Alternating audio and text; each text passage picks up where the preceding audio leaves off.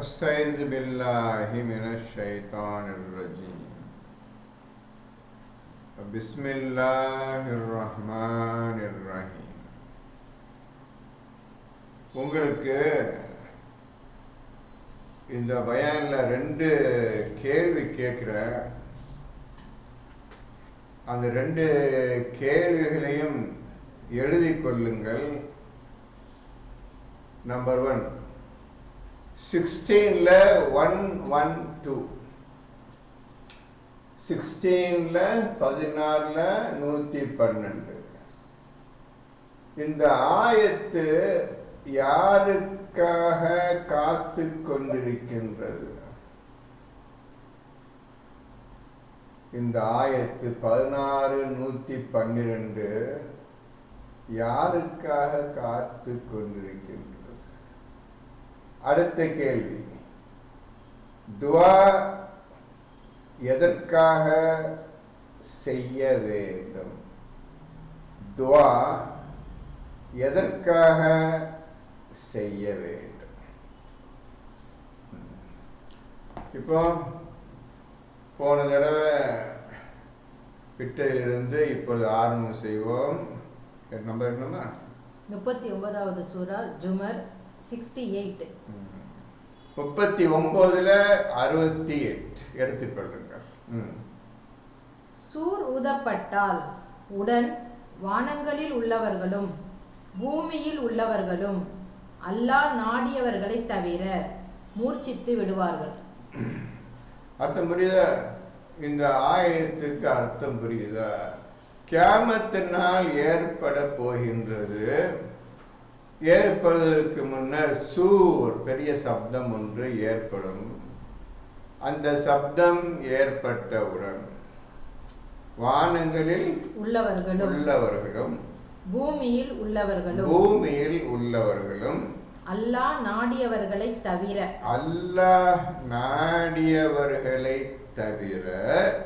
மூர்ச்சித்து விடுவார்கள், மயக்கம் போட்டு விழுந்து விடுவார்கள். இதுல என்ன அர்த்தம்? சூர் ஊதப்பட்டால் அனைவரும் இறந்து விடுவார்கள். திருப்பி 2வது சூர் ஊதப்படும் பொழுதுதான் அனைவரும் உயிர் பெற்று எடுக்கப்படுவார்கள். இப்போ அல்லாஹ் நாடியவர்களை தவிர மற்ற அனைவரும் மூர்ச்சித்து மயங்கியோ இறந்தோ விடுவார்கள். அந்த அல்லாஹ் நாடியவர்களை தவிர என்றால் அல்லாஹ் யாரை குறிப்பிடுகின்றார்? யார் அந்த நாடியவர்கள்? அப்புறம் பிறகு அதில் மறுதடவை ஊதப்பட்டதும் உடன் அவர்கள் யாவரும் எழுந்து எதிர்நோக்கி நிற்பார்கள். 2வது தடவை ஊதுவதற்கு காரணம், இறந்து போனவர்கள் மயக்கம் அடைந்து விழுந்தவர்கள் அனைவரை எழுப்புவதற்காக 2வது தடவை சூர் ஊதப்பட்டவுடன் அனைவரும் எழுந்து அல்லாஹ்வின் முன் நிற்பார்கள். இதுதான் கியாமத்தினால் ஏற்படும் விதம். இந்த விதத்தில் தான் கியாமத்தினால் ஏற்படுகிறது. உலகம் அழிகின்றது, திருப்பியும் நீங்கள் மட்டும் எழுப்பப்படுகின்றீர்கள். வான பூமி அனைத்தும் போய் விடுகின்றன, நீங்கள் மட்டும்தான் நிற்பீர்கள் அல்லாஹ்வின் முன். 69. மேலும் பூமி தன் இறைவனுடைய ஒளியை கொண்டு பிரகாசிக்கும். இந்த பூமி வேறு பூமியாக மாற்றப்பட்டுவிடும். புதிய வானங்கள், புதிய பூமி என்று அல்லாஹ் ஏற்படுத்திடுவான். அந்த பூமி அல்லாஹ்வின் பிரகாசத்தை கொண்டு பிரகாசித்துக் கொண்டு இருக்கும். அவர்களுடைய குறிப்பேடு அவர்கள் முன் வைக்கப்படும். இந்த பூமியில் நீங்கள் செய்த காரியங்கள் அனைத்தும் மலக்குகள் எழுதி கொண்டிருக்கின்றார்கள் என்று உங்களுக்கு ஏற்கனவே தெரியும். அனைத்தும் உங்கள் முன் வைக்கப்படும். அவரவர் செய்த செயல்கள் அனைத்தும், எழுதப்பட்ட அனைத்தும், ஏடுகள் அனைத்தும், கிதாபுகள் அனைத்தும், நோட்டு புத்தகம் அவர் முன்னால் வைக்கப்படும். இன்னும் நபிமார்களும் சாட்சிகளும் கொண்டு வரப்படுவார்கள்.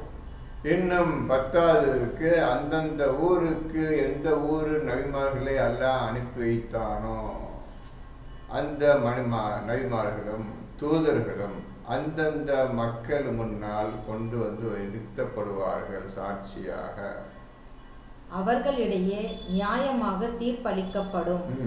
அன்றியும் அவர்கள் சிறிதும் அநியாயம் செய்யப்பட மாட்டார்கள்.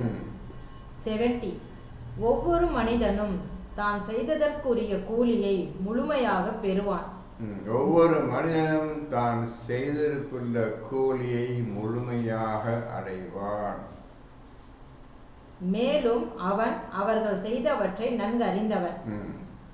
71 நிராகரித்தவர்கள் கூட்டம் கூட்டமாக நரகத்திற்கு இழுத்து கொண்டு வரப்படுவார்கள். அவர்கள் அங்கே வந்தவுடன் அதன் வாசல்கள் திறக்கப்படும். அதன் காவலர்கள் அவர்களை நோக்கி, உங்களில் இருந்து தூதர்கள் உங்கள் இறைவனுடைய வசனங்களை உங்களுக்கு ஓதி காண்பிக்கின்றவர்களாகவும் இந்த நாளை நீங்கள் சந்திக்க வேண்டும் என்பதை பற்றி உங்களை அச்சமூட்டி எச்சரிக்கை செய்பவர்களாகவும் உங்களிடம் வரவில்லையா என்று கேட்பார்கள். இந்த கூட்டத்தை நரகவாசிகள் கூட்டத்தை கூட்டம் கூட்டமாக கொண்டு வரும் பொழுது நரகம் திறக்கப்படும். அப்பொழுது நரகவாசிகளை பற்றி அந்த நரக காவலாளிகள் கேட்பார்கள், உங்களிடம் தூதர்கள் வரவில்லையா? உங்களுக்கு இந்த குர்ஆன் ஓதி காண்பிக்கப்படவில்லையா? இந்த ஒரு நாளை பற்றி உங்களுக்கு அச்சமூட்டி எச்சரிக்கை செய்யவில்லையா என்று மலக்குகள் அந்த நரகவாசிகளை பார்த்து கேட்பார். குர்ஆன் வந்துச்சு, என்ன செஞ்சு 28 படியுமா? இதற்கு அவர்கள் ஆம் வந்தார்கள் என்று கூறுவார்கள். எனினும் நிராகரிப்பவர்களுக்கு வேதனை பற்றிய வாக்கு உண்மையாகி விட்டது. வந்தார்கள், நரகத்தில் தள்ளுறதுக்கு இன்னும் 1 நிமிஷமா 6 செகண்டா இருக்குது. இந்த கேள்வியை கேட்டுட்டு வந்தார்கள், நபிமார்கள் வந்தார்கள், எங்க ஊருக்கு வந்தார்கள் என்ன சொன்னாங்க? எனினும் நிராகரிப்பவர்களுக்கு வேதனை பற்றிய வாக்கு உண்மையாகி விட்டது. அதை நிராகரிச்சிங்க. நிராகரித்தின் காரணமாக இப்பொழுது நரகத்தை விழப் போகின்றீர்கள். அது உறுதியாகிவிட்டது. நீங்கள் நரகத்தில் தள்ளப்படக்கூடியவர்கள் என்று அவர்கள் கூறுவார்கள். 72 நரகத்தின் வாயில்களுள் நுழைந்து விடுங்கள், என்றென்றும் அதில் தங்கி விடுங்கள் என்று கூறப்படும். நரகத்தின் வாயில்களில் நுழைந்து விடுங்கள், அதிலே என்றென்றும் தங்கி விடுங்கள் என்று கூறப்படும். இப்பொழுது நான் 4-5 ஆயத்து காட்டுறேன். அந்த ஆயத்தில் இந்த குர்ஆன் வந்தது, நீ என்ன செய்தாய்? இதான் நாளைக்கு கேள்வி. புரிஞ்சுக்கிறீங்க? என்னுடைய நபிமார்கள் உன்னிடம் வந்தார்கள், என்னுடைய தூதர்கள் உன்னிடம் வந்தார்கள், என்ன பதில் கூறினாய்? இந்த கேள்வி தான் நாளைக்கு கேட்கப்படும். அந்த கேள்விக்கு நாம் அனைவரும் தயாராகி கொள்ள இப்போ நான் சொல்கிறேன், 4-5 நம்பர் சொல்கிறேன், எழுதிக்கிறேங்க. அன்றைய தினம் கேட்கப்படும் கேள்வி எழுதிங்க. ஹெட்டிங் அன்றைய தினம் கேட்கப்படும் கேள்வி. நம்ம எழுதிங்களா? அன்றைய தினம் இந்த நரகவாசிகளை பற்றி கேட்கப்படும் கேள்வி. நம்பர் 1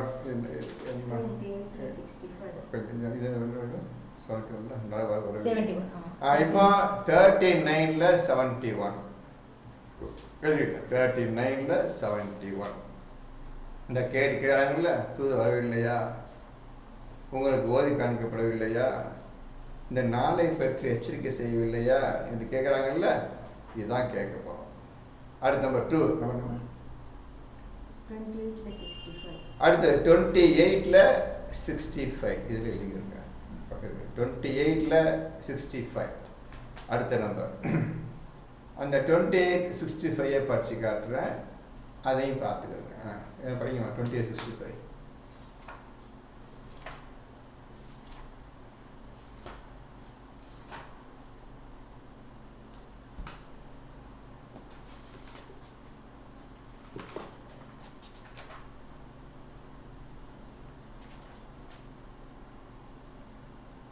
மேலும் அவர்களை கூப்பிடும் நாளில் நம் தூதர்களுக்கு என்ன பதில் கொடுத்தீர்கள் என்றும் கேட்பான். எல்லாரையும் கூப்பிடுற அசம்பிள் ஆயிடுறாங்க, வந்து நிக்கிறாங்க. யார் இப்ப காஃபிர் கூட நிக்குது. என்னுடைய தூதர்களுக்கு நீங்க என்ன பதில் சொன்னீர்கள்? என்னுடைய தூதர்கள் என்னை பற்றியும் இந்த குரானை பற்றியும் இஸ்லாத்தை பற்றியும் சொன்னார்கள், உங்களுக்கு எச்சரிக்கை செய்தார்கள். இந்த இறுதி நாளை பற்றி எச்சரிக்கை செய்தார், நரக நெருப்பை பற்றி எச்சரிக்கை செய்தார்கள். அவங்களுக்கு நீங்க என்ன பதில் சொன்னீங்க? அவர்களுக்கு நீங்க என்ன பதில் கூறினீர்கள் என்று அல்லாஹ் அந்த கூட்டத்தினை பார்த்து கேள்விகளை கேட்பான். அப்புறம் அடுத்தது 39:59 நம்பர் 3 39:59 எழுதிக்கோங்க.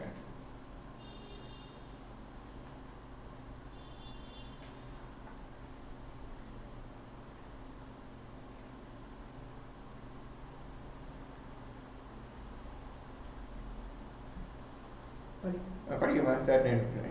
மெய்யாகவே என்னுடைய வசனங்கள் உங்களிடம் வந்தன, ஆனால் அவற்றை நீ பொய்ப்பிக்க முற்பட்டு பெருமையடித்தாய், காபிர்களில் ஒருவனாகி இருந்தார். இந்த மாதிரி என்னுடைய வசனம் வந்துச்சு, அதை நீ திமிரா பிடிச்சு இவர் என்ன சொல்றது நான் என்ன கேட்கறது பொய்யாக்க முற்பட்டாய். இந்த காரியத்தை செஞ்சுட்டு இருந்த ரசூல் என்னுடைய தூதர்கள் உமக்கு நல்ல விஷயம் எடுத்து சொல்லும் பொழுது இந்த மாதிரி உன்னுடைய செயலில் நடந்து கொண்டிருந்தன.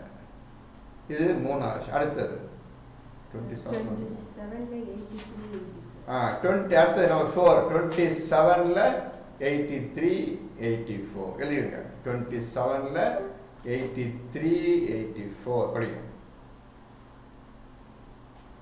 ஒவ்வொரு சமுதாயத்திலும் நம் வசனங்களை பொய்ப்பித்தவர்களை ஒரு படையாக நாம் சோதிக்கும் நாளை ஜிகிர் செய்வீராக. நாளைக்கு இந்த மாதிரி ஒரு நிகழ்ச்சி நிகழும். நம்மை எதிர்த்தவன், நம்மை பொய்ப்பிக்க முற்பட்டவன் அனைவரையும் கூப்பிட்டு ஒன்றாக சேர்க்கும் நாளே நபியே, அதை பற்றி சிறிது சொல்லுவீராக, அதை பற்றி சிறிது சொல்லுவீராக. 84 அவர்கள் யாவரும் வந்ததும், அவர்கள் யாவரும் காஃபிர் கூட்டங்கள் யாவரும் அசம்பிள் ஆன பிறகு, ஒன்றாக சேர்ந்த பிறகு, ஜமாத்தாக வந்து இருக்கும் பொழுது, நீங்கள் என் வசனங்களை சூழ்ந்தறியாத நிலையில் அவற்றை பொய்ப்பித்துக் கொண்டிருந்தீர்களா? நான் இந்த வசனத்தை குறித்து இதை சூழ்ந்து அறியுங்கள், சிந்தித்து உணருங்கள், இது என்னவென்று பாருங்கள், உண்மையா பொய்யா என்று நீங்கள் தீர்மானியுங்கள். சூழ்ந்து அறிந்து பார்க்காத நிலையில், சிந்தித்து பார்க்காத நிலையில், அதை பற்றி எந்த கவலையும் இல்லாத நிலையில் இருந்தீர்கள். நீங்கள் இந்த குர்ஆனை கொஞ்சம் கூட நீங்க மதிப்பு மரியாதையும் தரவில்லை. நீங்கள் என்ன செய்து கொண்டிருந்தீர்கள் என்று கேட்பான்.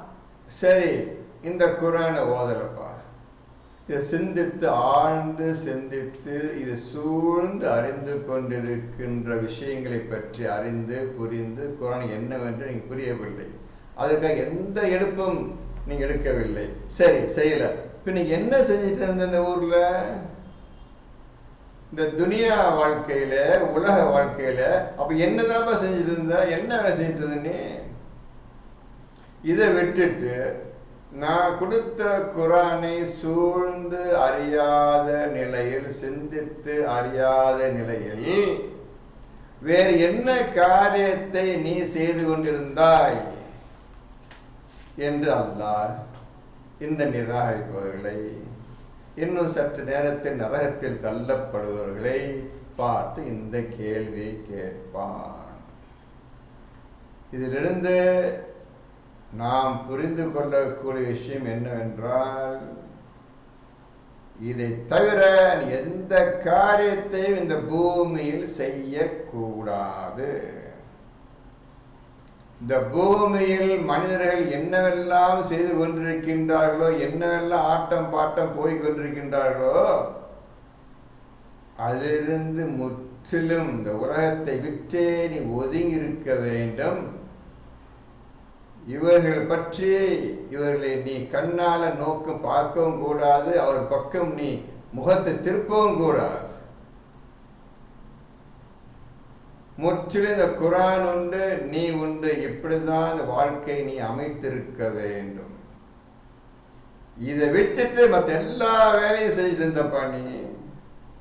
இதை விட்டுட்டு எல்லா வேலையும் செஞ்சுட்டு, எல்லா ஷிர்க்கு வேலை, ஷைத்தான் வேலை, 9:23 9:24 செய்து கொண்டிருந்தாய் நீ.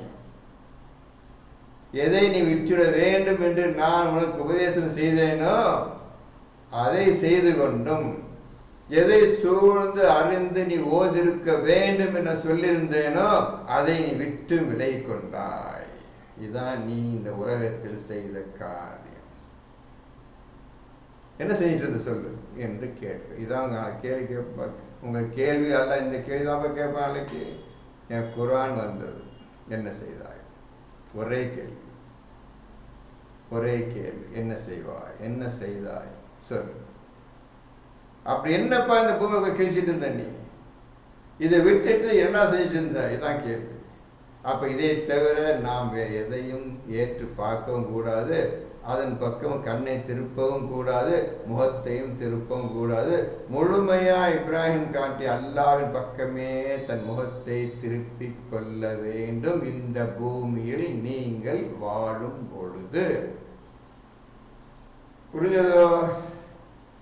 அவன் கேட்குற கேள்வியில் இப்போ இன்னைக்கே நம்ம பயிர் எடுத்துடணும். ஆஹா, இதையெல்லாம் செய்ய சொல்கிறோம், நம்ம என்னமோ செய்கிறோமே என்று. முடிச்சா சரி, 40 50 40ல் 50 எடுத்து கடத்தில் 5வது விஷயம். உங்கள் ரசூல்கள் தூதர்கள் உங்களிடம் தெளிவான அத்தாட்சிகளுடன் வரவில்லையா என அக்காவலாளிகள் கேட்பார்கள். அந்த நரக காவலர் வழக்கை கேட்பாங்க, உங்களிடம் நம்முடைய தூதர்கள் தெளிவான உண்மையை கொண்டு வந்தார்களே, உண்மையான ஆயத்துக்களை கொண்டு வந்தார்களே, ஏதோ மதிப்பு கொடுத்தீங்களா? அதை கண்ணால் பார்த்தீங்களா? அவர் சொன்னதை காதால கேட்டீங்களா? வரவில்லையா? நீங்கள் ஏன் இந்த மாதிரி நடந்து கொண்டீர்கள் என்று அந்த நரக காவலாளிகள் கேட்பார்கள். நிச்சயமாக என அவர்கள் பதில் கூறுவார்கள். வந்தார்கள் என்று அந்த நரகவாசிகள் கூறுவார்கள். அவ்வாறாயின் நீங்களே பிரார்த்தனை செய்து கொள்ளுங்கள் என்று அவர்கள் கூறுவர். உனக்கு என்ன உண்மை, நீனே அவரை கேட்டுக்கப்பா என்று அவர்கள் கூறுவார். என்ன கேள்வி கேட்க சொன்னாங்க? 49 40ல் 50 இங்கே இது முடிச்சிருக்காங்க. ஆனால் காபீர்களின் பிரார்த்தனை வழிகேட்டில் இல்லாமல் இல்லை. இப்போ நல்லா எல்லாம் புரிஞ்சுக்கிட்டீங்க. இந்த ஒரு கேள்விதான். இந்த ஒரு கேள்விக்கு நீங்கள் பதிலை தயார் செய்ய வேண்டும். எக்ஸாமினேஷன் டைம்ல எப்படி கொஸ்டின் லீக் ஆகுதோ, கொஸ்டின் பேப்பர் அவுட் ஆகுதோ, அதே மாதிரி என்ன கேள்வி கேட்பேன்னு எல்லாம் அவுட் பண்ணிட்டாம்பா. இந்த கேள்வி கேட்க போற நாளைக்குன்னு சொல்லிட்டாங்க குர்ஆன்ல. அப்படியே லீக் பண்ண அவுட் பண்ணால நீங்க பார்க்க மாட்டீங்க. இதை போய் அவன் படிப்பான், இதுக்கு போய் அவன் பதில் தயாரிப்பான் அப்படின்னு உட்காந்துருக்கீங்க. இப்போ எல்லாரும் இதுதான் நடந்துட்டு இருக்குது. 28ல் 62 அடுத்த நம்பர் 28ல் 62. இன்னும் அவன் அவர்களை அழைக்கும் நாளில் எனக்கு இணையானவர்கள் என்று நீங்கள் எண்ணிக்கொண்டிருந்தீர்களே, அவர்கள் எங்கே என்று கேட்பான். எனக்கு பதிலா எதையோ வைத்துக்கொண்டும் நம்பிக்கொண்டும் அதை பற்றியே செயல்படுத்தி கொண்டு இருந்தீங்களே, எங்கப்பா அதெல்லாம்? எங்கப்பா? யாரெல்லாம் நம்பிக்கொண்டு என்ன விஷயங்கள்லாம் செஞ்சுட்டு இருந்தீங்களே, ஷைத்தான் பேச்சை கேட்டுக்கொண்டு எங்க அவங்கள எங்க போயிட்டாங்க? இதுவரை இந்த நம்பர் எழுதிருங்க. இப்போ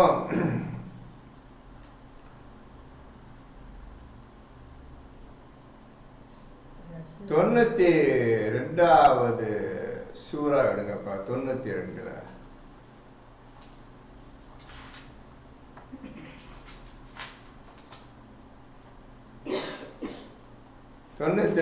1 2 3 4 படிங்க.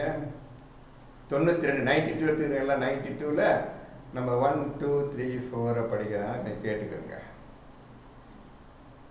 தன்னை மூடிக்கொள்ளும் இரவின் மீது, தன்னை மூடிக்கொள்ளும் இரவின் மீதும், பிரகாசம் வெளிப்படும் பகலின் மீதும், ஆணையும் பெண்ணையும் படைத்திருப்பதின் மீதும் நிச்சயமாக உங்களுடைய முயற்சி பலவாகும்.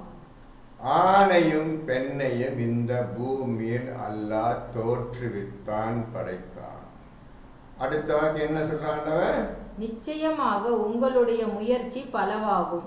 நிச்சயமாக உங்களுடைய முயற்சி பலவாறாக இருக்கின்றது.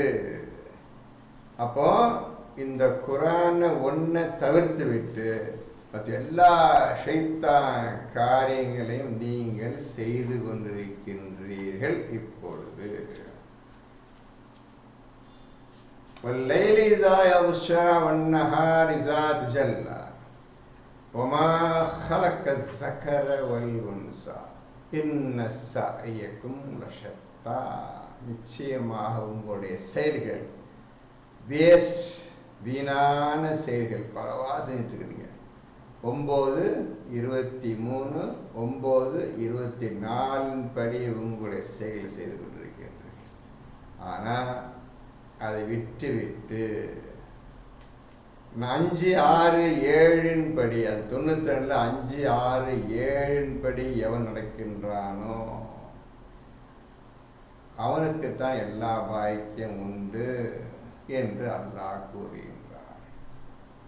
எதற்காக சொன்னேன்? இந்த பூமியில் உங்களுடைய முயற்சிகள், உங்களுடைய செயல்கள் அனைத்தும் ஷைத்தான் செயல்களாகவே இருக்கின்றது. அதை விட்டுவிட்டு 5 6 7 பிரகாரம் நடக்கின்றானோ அவனுக்கு வழியை நாம் எளிதாக்கி தருவோம் என்று அல்லாஹ் கூறுகின்றான். அல்லாஹ் சொல்லிட்டான், நான் பூமியில பார்த்தா இருக்கிறேன், நாளை இந்த கேள்வியை கேட்பேன் என்று சொல்லி இருந்தும் நீ உன் பூமியில் ஷைத்தான் செயல் ஆட்டம் பாரு உலக ஆசையின் பக்கமே நீ முழுமையாக நீ போய் கொண்டிருக்கின்றாய் என்று அல்லாஹ் சொல்லி காட்டுகின்றான். அப்பொழுதும் யாரும் கேட்பதாக இல்லை.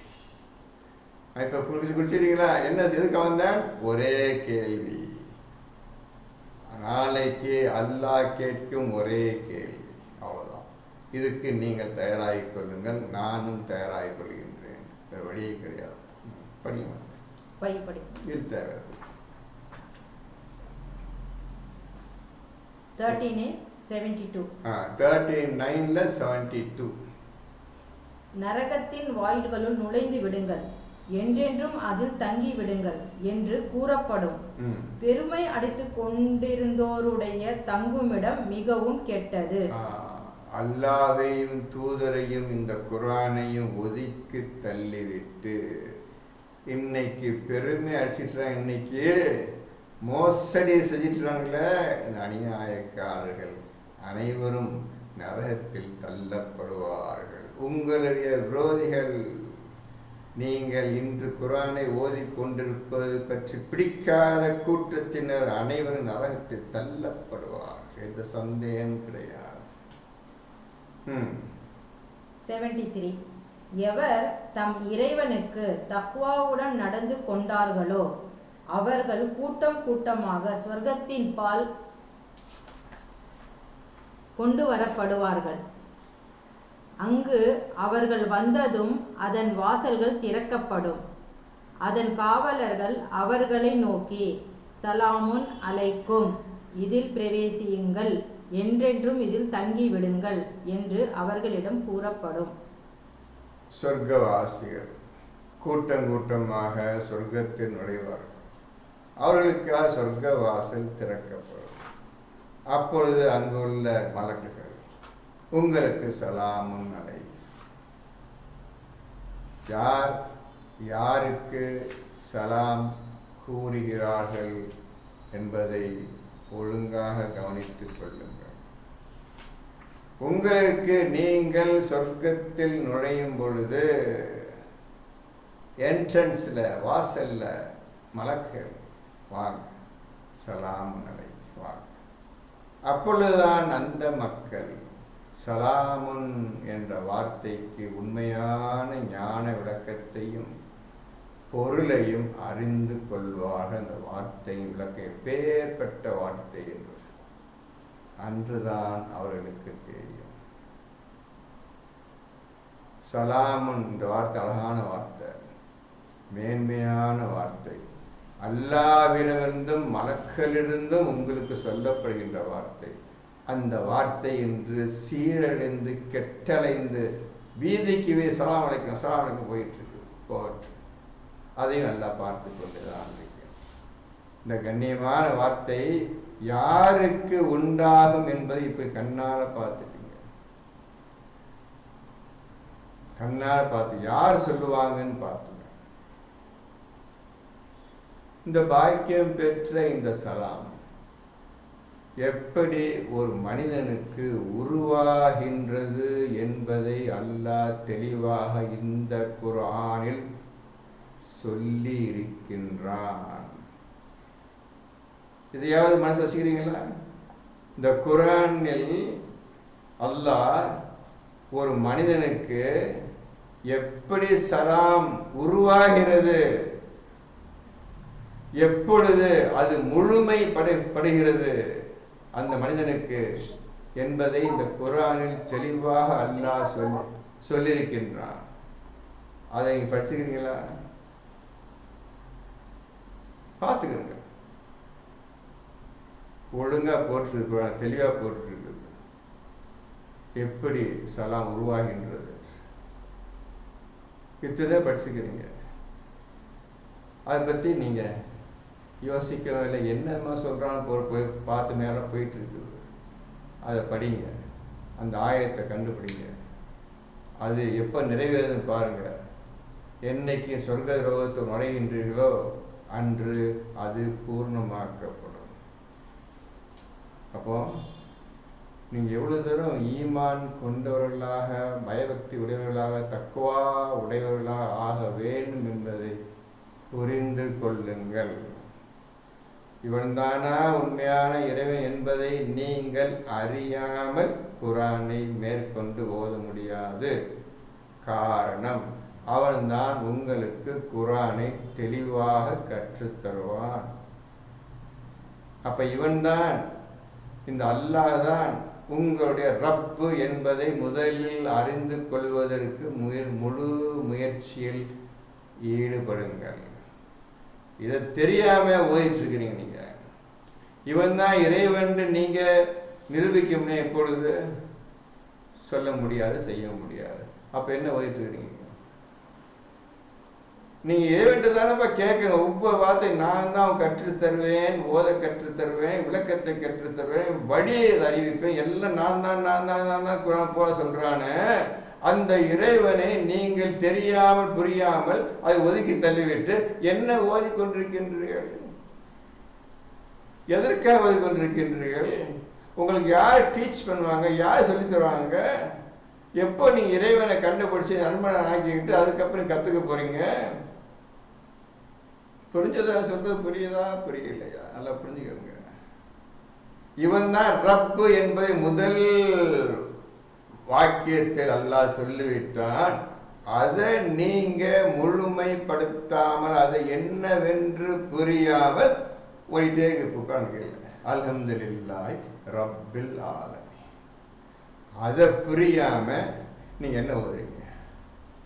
அதை தெரிந்து கொள்ளாமல் நீ என்ன ஓதுறீங்க? அவனை தெரியாமல், அவன் நன்மாய் கொள்ளாமல், அவனை எந்த கேள்வியும் கேட்காமல் என்ன ஓதிக்கொண்டிருக்கின்றீர்கள் மக்களே? அதையா சொல்லுங்க. பார்த்தீங்களா? ஓதுறது எப்படி வேஸ்டா போகுதுன்னு பார்த்தீங்களா? எந்த ஒரு காரணம் இல்லாமல், எந்த ஒரு ஆதரவும் இல்லாமல், எந்த ஒரு விஷயம் அறியாமல் ஓதிக்கொண்டிருக்கின்றீர்கள் நீங்கள். இதில் நீங்கள் முதல்ல ஈடுபாடு காட்டினீங்க. இறைவனால முதல்ல புரிஞ்சுக்கிறோம். இவன் தான் எல்லா கேள்விகளுக்கும் பதில் சொல்லக்கூடிய இவன் தானா என்பதை நாம் அறிந்து கொள்வோம். முதலில் இவன் உண்மைதான உண்மை இவன் தான் இறைவனா என்பது அறிந்து கொள்வோம். பின்னர் அறிந்த பின்னர் உண்மைதான் என்று நீங்கள் உறுதியுடன் நீங்கள் இருந்தால் இப்பொழுது கேளுங்கள், அவனுக்கு உடனே பதில் வரும். புரிந்து கொண்டதனால் உங்களை புரிந்தால் பதில் சொல்லுகின்றான்.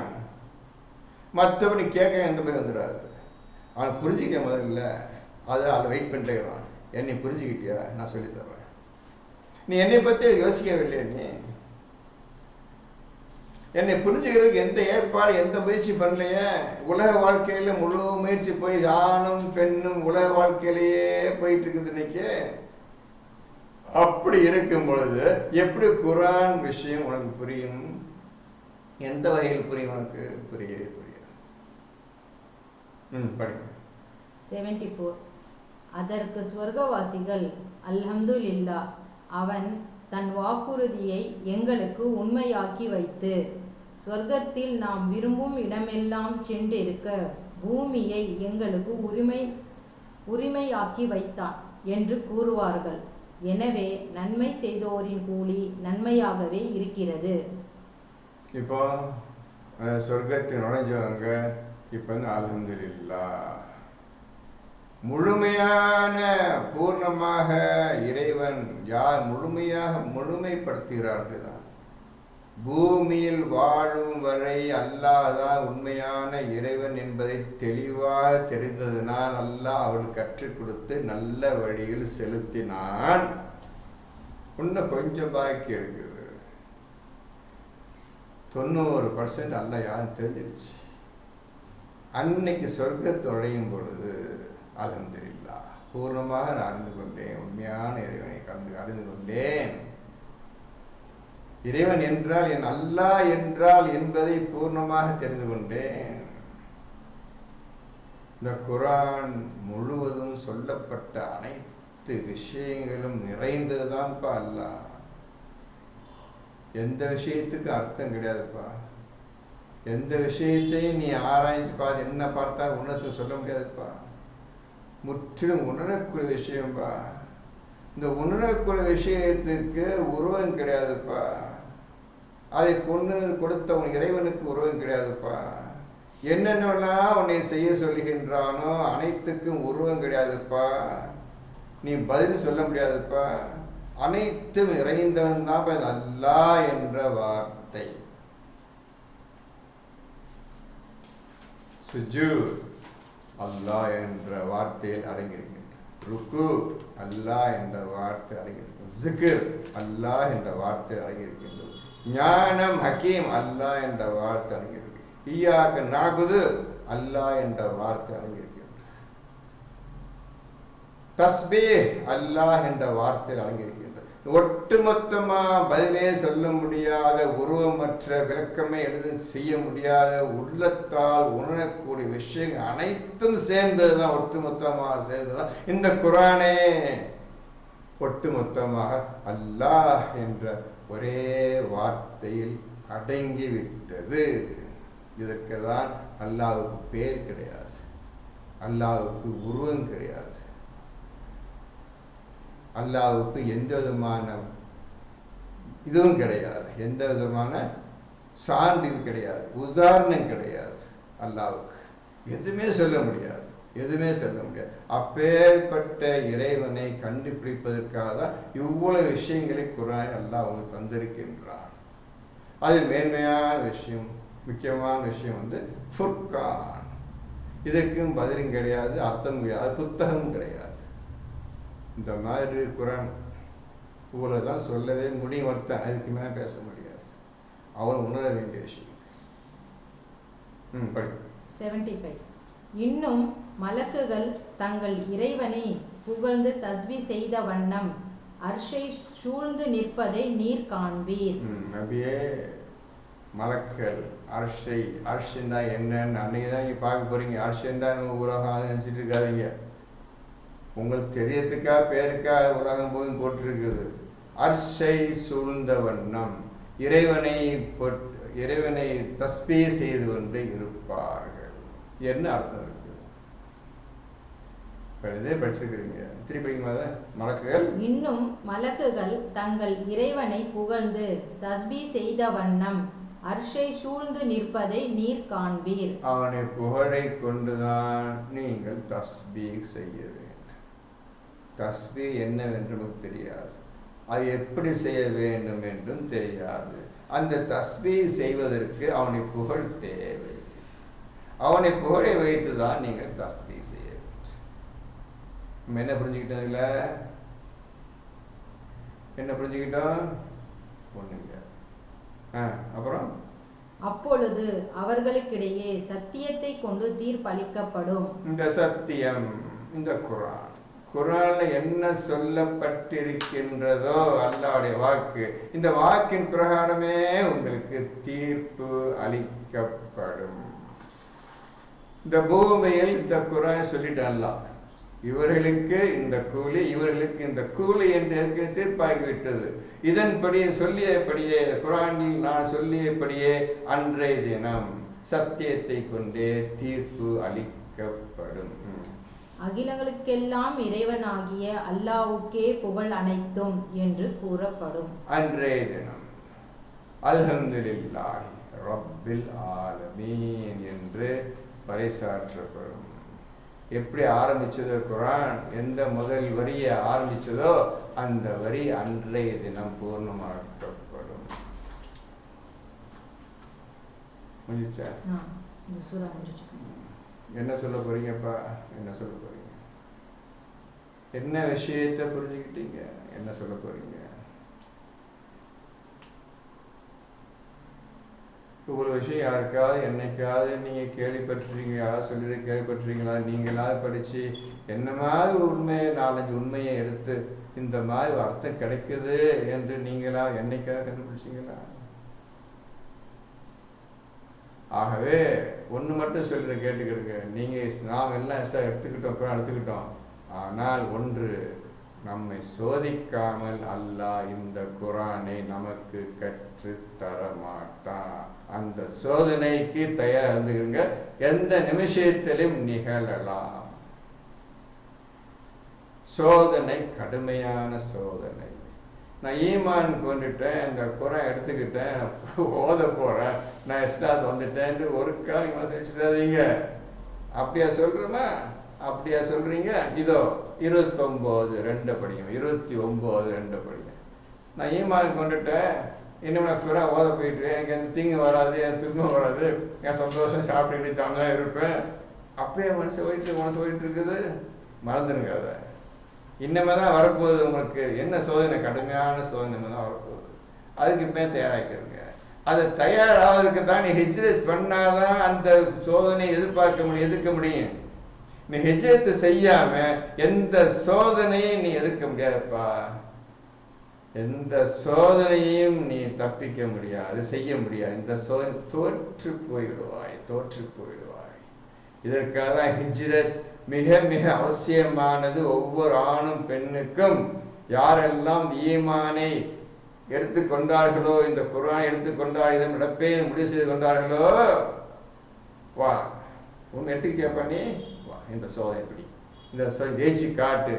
அதில் நீ ஜெயித்து காட்டினால்தான் உன்னை அல்லாஹ் நம்புவான். ஆகவே சோதனை இல்லாமல் இப்பொழுது நம்முடைய வாழ்க்கை போய்கொண்டு இருக்கின்றது. இந்த சோதனை எப்பொழுது நிகழக்கூடியது, யாருக்கு எப்ப தரப்போறான்னு தெரியாது. நீங்க சும்மா இருக்கும், திடீரென்று பிடிக்கும். அப்படி பிடிக்கும் பொழுது உண்மையான மூமின்கள், இது அல்லாஹ்வுடைய சோதனை, வேறு வழியே இல்லை. அல்லாஹ்வையே முற்று நம்பி பொறுமையாக இருப்பதை தவிர வழியே கிடையாது. பொறுமையை வைத்து கொண்டுதான் இந்த சோதனையில் நாம் வெற்றி அடைய முடியும் என்பதை உரமாக அறிந்து கொள்வார்கள். மற்றவர்கள் விட்டு ஓடியே போயிடுவார். வேண்டாம், குர்ஆன் வேண்டாம், சோதனை வேண்டாம் என்று ஒரே ஓட்டமாக ஓடி விடுவார்கள். படி 29:2. நாங்கள் நம்பிக்கை கொண்டிருக்கிறோம் என்று கூறுவதனால் அவர்கள் சோதிக்கப்படாமல் விட்டுவிடப்படுவார்கள் என்று மனிதர்கள் எண்ணிக்கொண்டார்களா? நம்மளை பார்த்து கேட்கப்பா, நம்மளை பார்த்து யாரும் கேட்கல. இந்த உலகத்தில் இந்த குர்ஆன் வச்சுக்கிட்டு ஆட்டம் பாட்டம் செய்யக்கூடிய கூட்டம் 160 கோடி மக்கள் இருக்கிறாங்க, ஷியா சுன்னி பேரில். அவங்களுக்கு சொல்லலை. இந்த வார்த்தை 29:2 வந்து இப்போ உட்காந்துருக்கிறீங்களே நமக்காக, நமக்குள்ள வார்த்தை இது. அவங்க குரான் ஓதாதவங்களும் தெரியாது. நம்ம குரானை ஓதுகிற கூட்டமாக இருக்கிறோம், நமக்கு தெரியும். இந்த மாதிரி சொல்லிட்டான், அல்லாஹ்வுடைய வாக்கு நிறைவேறியே தீரும். அந்தந்த ஈமான் கொண்ட ஆணுக்கும் பெண்ணுக்கும் நிறைவேறியே தீரும். என்ன சொல்ல போறீங்க? அப்போ ஒவ்வொரு வீட்டிலையும் ஒரு பேச்சு எடுபடும். நான் தான் சொன்னேன்ட்ட, சும்மா இரு, உலக போகிற பக்கத்தில் போயிட்டு நீ புதுசாக இருக்கிறப்ப கஷ்டத்தும் என்ன செய்ய, நீ குரான் படிச்சுட்டு இருந்த, இந்த ஒரு கஷ்டம் வந்துச்சு, ஏன் அவன் எல்லாம் உதவி செய்யறவனுக்குன்னு கேட்பாங்க. அந்த ஆம்பளை பொம்பளை கேட்பான். இப்போ நடக்கும் எல்லா வீட்லையும். இன்னும் குரான் ஓதுறியே அவங்களே எல்லாம் உதவி செய்யறவனுக்கு எந்த பொம்பளை கேட்க, பொம்பளை ஆம்பளை கேட்பான். என்ன குரான் ஓதுனே? இப்படி இந்த மாதிரி தேவையில்லை அர்த்தமற்ற பேச்சை குரானை ஓதாதவர்களும் கேட்பார்கள். இந்த வீட்டிலேயே கேட்பார்கள். நீ என்ன கண்ட குரான் ஓது, நீ என்னத்தை கண்டன்னு கேட்போம். என்ன பேசுறீங்க? கேட்போம். இதான்ப்பா ஆன சோதனை சமயத்து என்ன பதில் சொல்ற? அல்லாஹ் என்று, அல்லாஹ் எனக்கு போதுமானவன் வந்துட்டு வாயில வார்த்தைதா அதை எதிர்பார்ப்பான். அதில் என்ன வீட்டுக்கு எப்படி திட்டுறான், வீட்டு பொம்பளை எப்படி திட்டுறான், எங்கள் அப்பா எப்படி திட்டுறாங்க, எங்கள் அம்மா எப்படி திட்டுறாங்க, என்ன தொந்தரவு போச்சுன்னு பேச மாட்டாங்க. அல்லாஹ் எனக்கு போதுமானவன் என்று கூறுவார்கள்.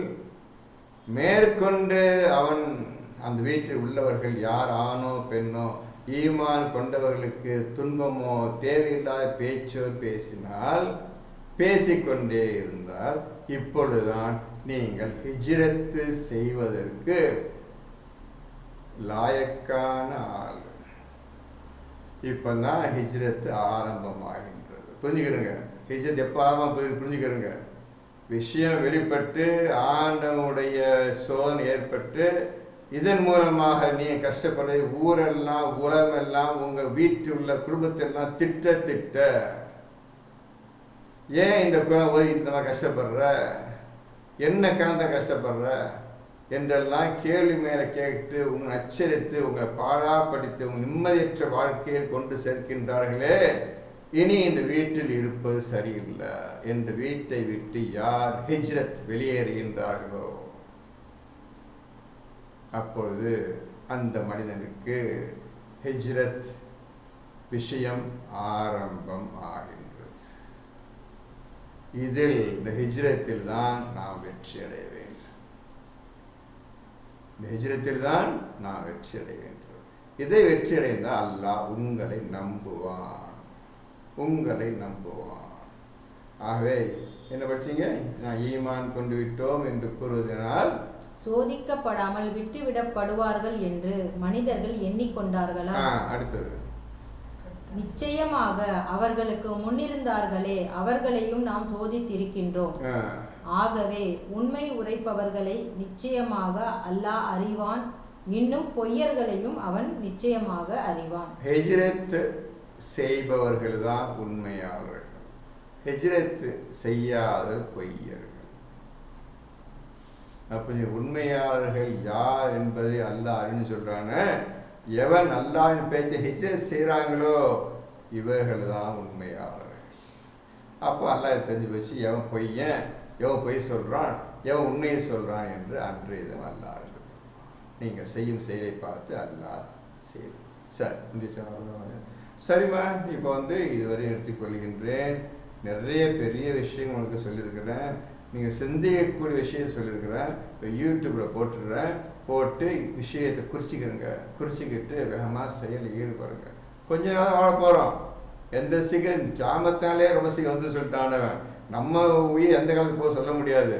போகிறதுக்கு முந்தைய ஆண்டவனுக்கு கெஞ்சி கூத்தாடி கீத்தாடி என்ன வாங்கி அதெல்லாம் நரக நெருப்பு காப்பாற்று, வைக்கினா அசாபன்னார், வைக்கினா அசாபன்னார், நரக நெருப்புலேருந்து காப்பாற்றுவாயா காப்பாற்றுவான்னு கேட்டுக்கிட்டு அப்படியே உயிரை விட்டு போவேன்னு வழி கிடையாது. இன்ஷா அல்லாஹ் அடுத்த கிளாஸு மேற்கொண்டு படிப்போம். நான் கேட்ட கேள்விகள்லாம் ஒழுங்காக பதில் தயார்படுத்திக் கொள்ளுங்கள். பதிலை சொல்லுங்கப்பா, யோசிச்சு பதில் சொல்லுங்கள், அவசரப்படுத்துங்க. அல்ஹம்துலில்லாஹி ரப்பில் ஆலமீன்.